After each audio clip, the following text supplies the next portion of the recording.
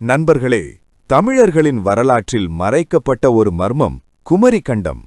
அங்கு வாழ்ந்த நம் முன்னோர்கள் நாட்டை வெறும் பகுதிகளாக பிரிக்காமல் 7 அடுக்குகளாக, அதாவது 49 நாடுகளாக பிரித்து ஆட்சி செய்தார்கள். அந்த 7 அடுக்குகள் எவை? வாருங்கள் பார்ப்போம். பண்டைய இலக்கியங்களின்படி குமரி கண்டம் பின்வரும் 7 அடுக்குகளாக பிரிக்கப்பட்டிருந்தது. 7 தெங்கநாடு, தென்னை மரங்கள் நிறைந்த செழிப்பான கடற்காழி பகுதிகள்.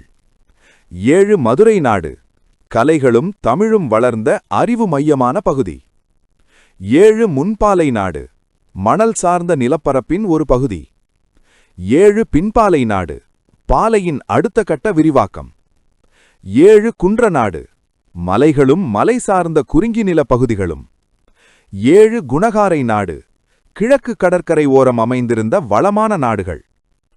7 குறும்பனை நாடு, பனைமரங்கள் அடர்ந்த நிலப்பரப்பு.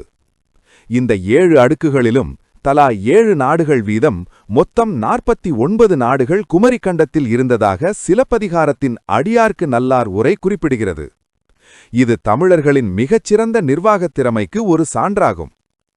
கடல் கோளால் மறைந்து போன இந்த நிலப்பரப்பு நம் வரலாற்றின் ஒரு பொக்கிஷம். இந்த மறைக்கப்பட்ட வரலாறு உங்களை வியப்பில் ஆழ்த்தியிருந்தால் மறக்காமல் லைக் செய்யுங்கள். இதுபோன்ற இன்னும் பல சுவாரஸ்யமான வரலாற்று தேடல்களுக்கு இப்போதே சப்ஸ்கிரைப் செய்து அந்த பெல் ஐகானையும் தட்டிவிடுங்கள்.